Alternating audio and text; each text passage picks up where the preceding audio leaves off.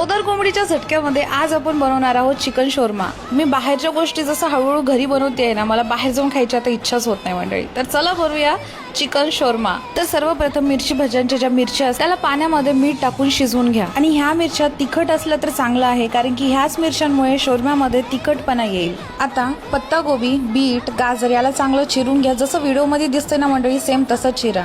आता चिकन घेऊन त्यावर काटा चमच्याने चांगले छेद करून घ्या। त्यामध्ये लाल मिरची पावडर, हळद, मीठ, जिरा पावडर, चिकन मसाला आणि दही। आता मंडळी हे सगळं हाताने चांगलं एकत्र एकजीव करून मिक्स करून घ्या। त्यानंतर 15 मिनिटं मॅरिनेशन साठी ठेवून टाका। आता याला कमी गॅसवर गरम तेलामध्ये चांगलं फ्राय करून घ्या, एकदम क्रिस्पी। त्यानंतर चिकनचे चांगले छोटे छोटे तुकडे करून घ्या। आता बस यामध्ये मंडळी मेयोनीज टाका, खूप साऱ्या टाका, चांगले एकत्र एकजीव करा। आणि त्यानंतर एका मैद्याच्या पोळीवर पत्तागोबी, गाजर, बीट, मिरची आणि आपलं चिकन। आता या सगळ्यांना चांगलं बटर पेपर मध्ये गोल रॅप करून घ्या। हा चिकन शोरमा इतका भारी बनला होता ना मंडळी, मम्मीला तर इतका आवडला, ती तर खूप खुश झाली।